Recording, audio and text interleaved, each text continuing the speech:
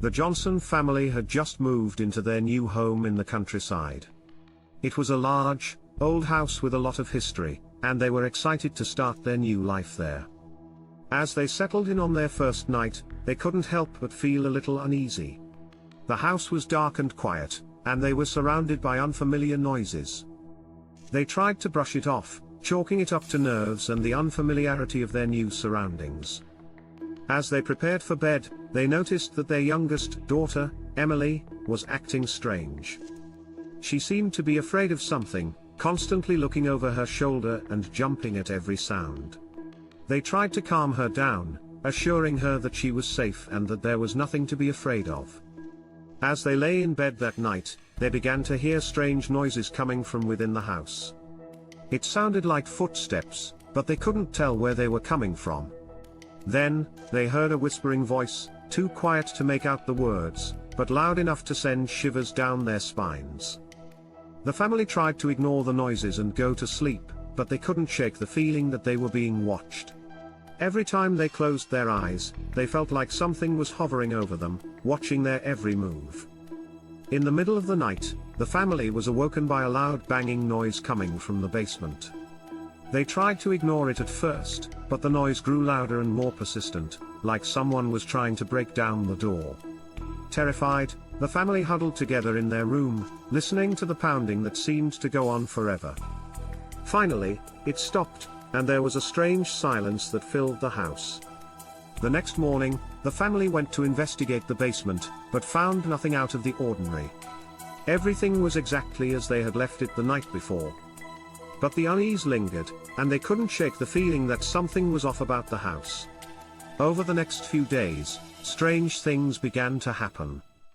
Objects would move on their own, doors would slam shut, and the family would hear strange whispers and footsteps throughout the house. One night, Emily woke up to find a figure standing at the foot of her bed. It was a tall, shadowy figure with glowing eyes, and it seemed to be staring directly at her. Emily screamed, waking up the rest of the family. The family searched the house, but found nothing. But from that night on, Emily refused to sleep in her own room, insisting that there was something in there with her. As the days passed, the family began to unravel. They argued constantly, and their once close bond began to break down.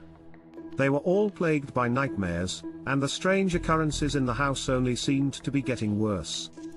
One night, the family was awoken by a blood-curdling scream coming from the attic. They raced upstairs to investigate, but found nothing. But as they were leaving the attic, they noticed a strange symbol carved into the floorboards, a pentagram, surrounded by strange symbols and runes. The family began to research the history of the house, and what they discovered chilled them to the bone. The previous owner had been a Satanist, and had used the house to perform dark rituals and summon demons. The family realized that they had unwittingly moved into a house that was cursed and haunted by the very demons that the previous owner had summoned. They tried to leave the house, but found that they were trapped. The demons wouldn't let them go. With no choice, the family was forced to confront the demons head-on. Then they remembered a book that was spotted in the attic. The family tracked it down, and to their surprise it was filled with all kinds of rituals and spells.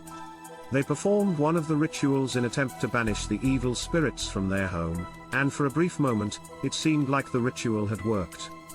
The house was quiet, and the family felt a sense of relief. But as they were getting ready to leave the house for good, they heard a strange chanting coming from the basement.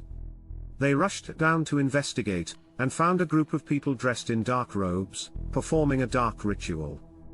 The family realized that the demons had not been banished at all, they had only been made angry and driven deeper into the house, and now they were being summoned once again. The family tried to escape, but the demons were too powerful. They were surrounded by a wall of flames, trapping them inside the house with the chanting cultists. In the end, the family was never seen again. Some say that they were dragged down to hell by the demons that haunted their house, while others say that they were sacrificed by the cultists to further their dark rituals. As for the house, it remains abandoned to this day, a dark and foreboding presence in the countryside, haunted by the ghosts of its past and the demons that still linger within its walls. Thanks for watching.